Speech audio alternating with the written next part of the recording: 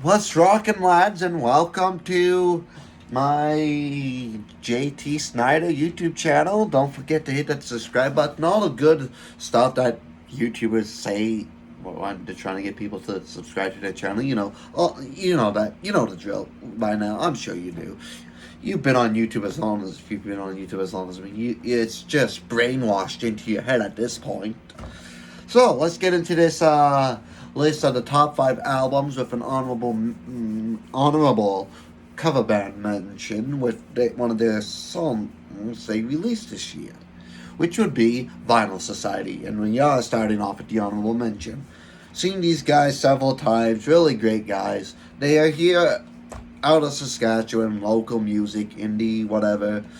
They released a single, Show Me Your Regina. No, I didn't say Vagina, I said Regina, Saskatchewan's capital, for those who don't know, that Regina is our capital city. And yes, I know what it sounds like, and yes, they are most likely making that reference, but whatever. It's all good. It's a good song, too. It has that retro rock feeling to it because they are a retro rock, classic, hard rock, metal cover band. And they do a solid performance, too, actually. So, now let's move on to the top 5 list, which would be, coming in at number 5, Al Hollow from Prism, because he made an album this year called Now. And why I put him on this list instead of the Scorpions, this is a little biased with this opinion here, is because I met the guy. I met Al Hollow in the flesh at Shake the Lake in Regina, this summer. Last summer now? Yeah, I guess it might as well be called last summer.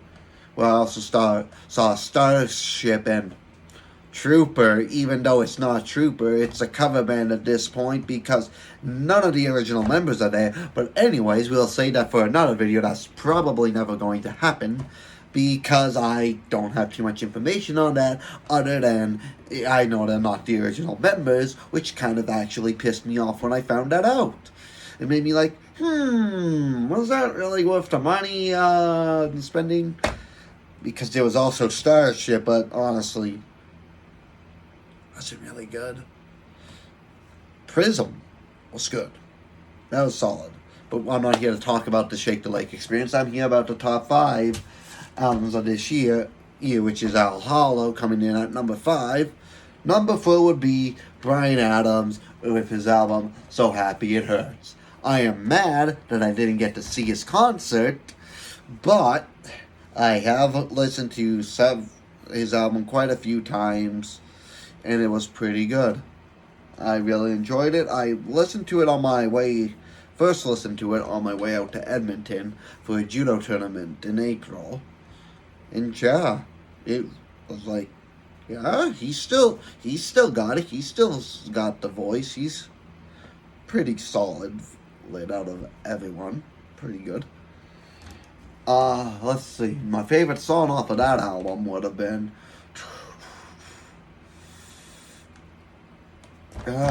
Kick-Ass. Is that what it is? It's a Kick-Ass. I know that's what's in the song. It starts out with, in the beginning. And it's like an epic thing about talking about how there's no rock music and whatever. I believe it's called Kick-Ass. I don't really look at the titles of music so much. So then, on to number 3. The top 3 are who I'm bouncing around. Because the top 3 would be consisting of Ozzy, Def Leppard, and Skid Row. And I don't know how to rank them, really. Because they all did a phenomenal job this year. Because there was so much good shit this year that this is hard, but it gives me enough content to actually put into a video. Yeah, this is the hardest part. You know what? I think I think I'm gonna put Def Leppard in number 3, in the number 3 spot, with their album Diamond Star Helio, or whatever. Now this came out. Now this album came out a day after I broke up with my ex, and then 3 of the songs on there particularly, I'm like, wow. It was such an impeccable time, and I was like, I went, wow. I was just blown away by the timing of it all. Because the album, one of them was Angels Can't Help You Now. That one I know for sure. And then there were 2 other ones that I listened to. I'm like, that's pretty funny how these came out on at this particular day, right after the breakup. It got me through it easily, no problem. Those 3 songs. So yeah, it was pretty solid. Rock Me's also really good. And then Kick is also another good one from that album as well. And now we get to the top 2, which is between Ozzy and Skid Row. Skid Row now, they don't sound like they aged a bit. They sound the same basically from 20 years ago. Well, no, not 20, like 30 years ago. Skid Row still sounds great. They still sound great. I haven't listened enough to remember the names of their songs. And then we have Ozzy, which with the Patient Number 9, which sounds also phenomenal, but you can tell he aged. But the music was great. And I love Patient Number 9. We used it a little bit during our Halloween stuff, because it worked. And then Immortal was another one. Parasite. Really good. So I'm not sure which one of those 2 I should put at number. Who deserves 1 and who's at 2. Should I put Ozzy at 1 because he is definitely a bigger name than Skid Row? Do I give Skid Row more credit because they still sound like they did when they first came out? Oh, their new album is called The Gang's All Here. I should mention that and throw that out there too. That's Skid Row's newest album. And I have all of these albums, plus quite a few other ones that are from 2021 and 2020. It's on Spotify.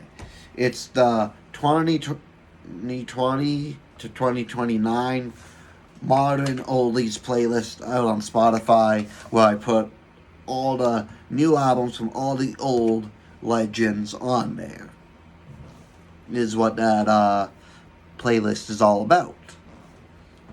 So, yeah, I don't know who I should put at number 1 and number 2. It's really a hard toss-up, you know what I mean? Skid Row still sounds like they originally did, like years ago. But then you have Ozzy Osbourne, because it's fucking Ozzy Osbourne. You can't go wrong with it.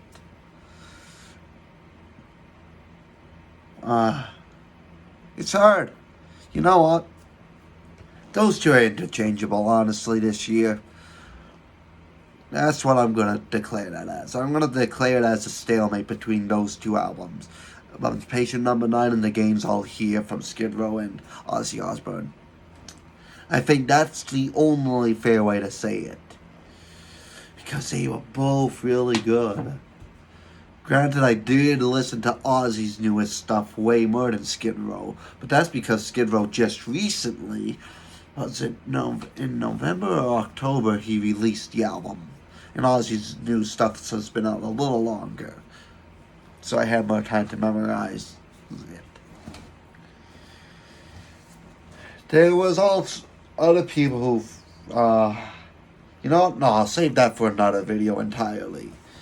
My more or less lesser favorites from good artists, but because they're good artists. They deserve the mentions, but the albums themselves, didn't really have my vibe, have my style to it. Some of them still have some good songs, but that's going to be another list I go into. So yeah, to recap, number 5, Al Hollow from Prism. For Bryan Adams, 3, Def Leppard. 1 and 2, Ozzy Osbourne and Skid Row, interchangeable. Honestly, I could argue that whole list is interchangeable, and it would be easy. It would depend who you really like more.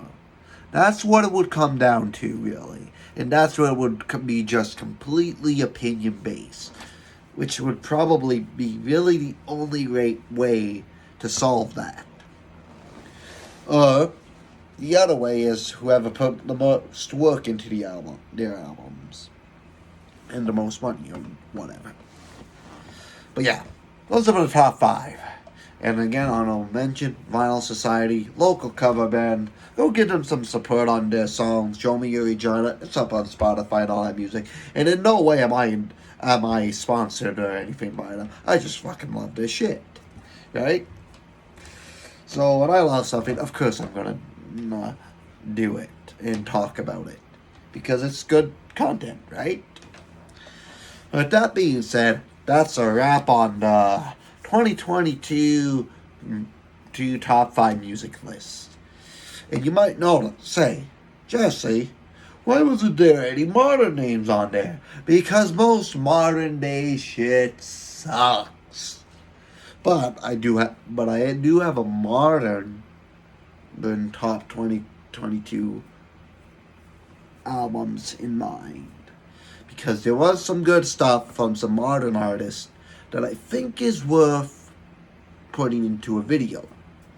I'll just have to double check my modern 2022, my modern 2020 to 2029 playlist on Spotify and double check that. Yeah. Anyways, thank you for watching. Please subscribe. There's going to be more lists. And yes, there will be more gaming content on the way. I'm just trying to figure that out now, because my life just has gotten busy. And it'll probably be busy till, I want to say, the end of March. And then things will kind of slow down a little bit in my life. And then maybe I'll focus more on YouTube again, because the whole monetization thing. So anyways, that's enough. Rock on, lads. Have a good day.